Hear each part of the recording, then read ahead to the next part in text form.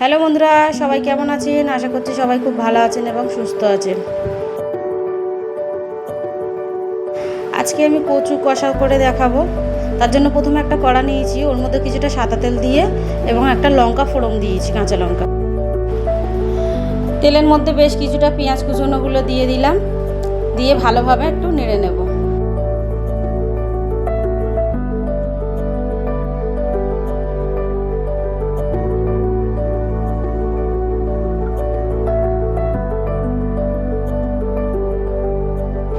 পেঁয়াজগুলোকে লাল হওয়া পর্যন্ত অপেক্ষা করব।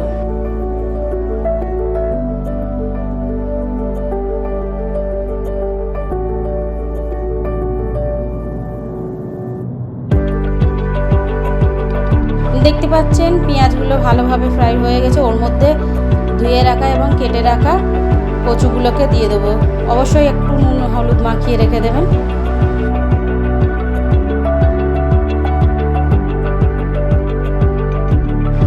কচুগুলোকেও তেলের মধ্যে দেবো, যাতে কচুগুলো একটু ভাজা ভাজা হয়ে যায়।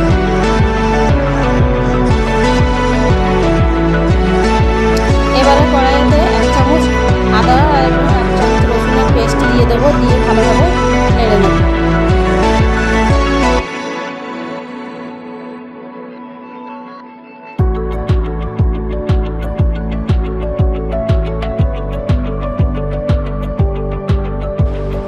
এরপরে কড়াইয়ের মধ্যে গুঁড়ো মশলাগুলো একে একে দিয়ে দেবো, যেমন লঙ্কার গুঁড়ো, হলুদ গুঁড়ো 1 চামচ করে এবং জিরের গুঁড়ো, ধনের গুঁড়ো দিয়ে ভালোভাবে মশলাটাকে একসঙ্গে কষিয়ে নেব।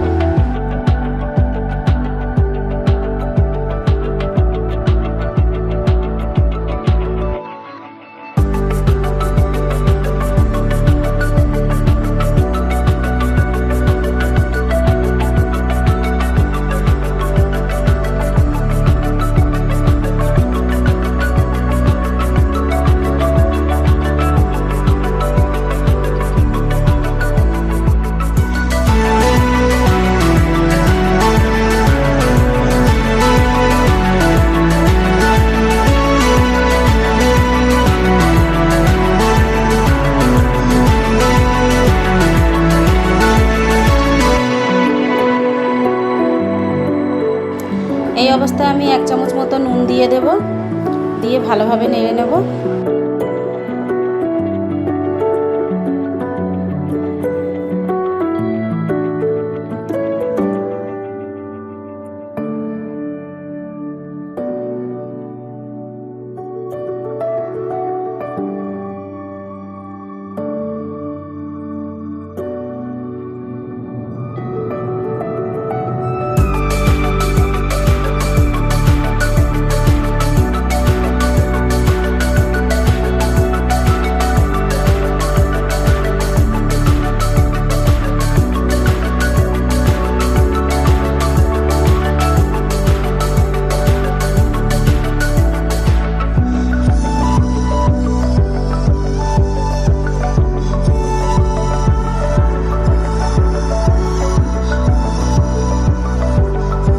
মশলাটার সঙ্গে ভালোভাবে কষানো হয়ে গেছে। এবারে অল্প করে জল দিয়ে আরও একটু ভালোভাবে কষিয়ে নেব। আর সব কিছু একসঙ্গে ভালোভাবে কষানো হয়ে গেছে। এবার যতটা সিদ্ধ হওয়ার জন্য জলের প্রয়োজন ততটা জল দিয়ে দেব।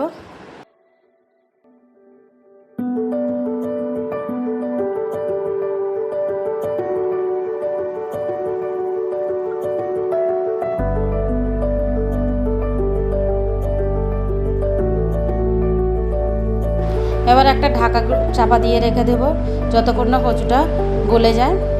একবার করে মিডিলে দেখে নেব।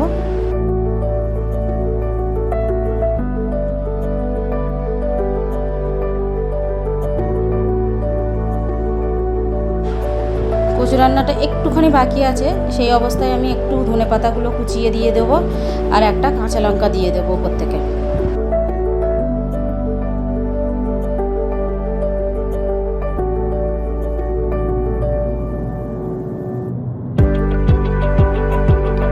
ওটাকে নেড়ে নিয়ে একটু ঢাকা দিয়ে রেখে দেবো 5-10 মিনিটের মতো। এখানে আমার কচু রান্নাটা প্রায় হয়ে এসছে। এর মধ্যে আমি একটু রসুন আর সর্ষের তেলে ফোড়ন দিয়েছি। এই রসুন আর সর্ষের তেল ফোড়ন দেওয়ার জন্য কচুটা সত্যি খুব ভালো লাগবে, একবার এইভাবে খেয়ে দেখবেন। বেশ গা মাখা মাখা হয়ে আসলে নামিয়ে নেবেন। আমার এই রসুনের ফোড়ন দেওয়া রান্নাটা যদি ভালো লেগে থাকে প্লিজ অবশ্যই সাবস্ক্রাইব করবেন এবং লাইক করতে ভুলবেন না।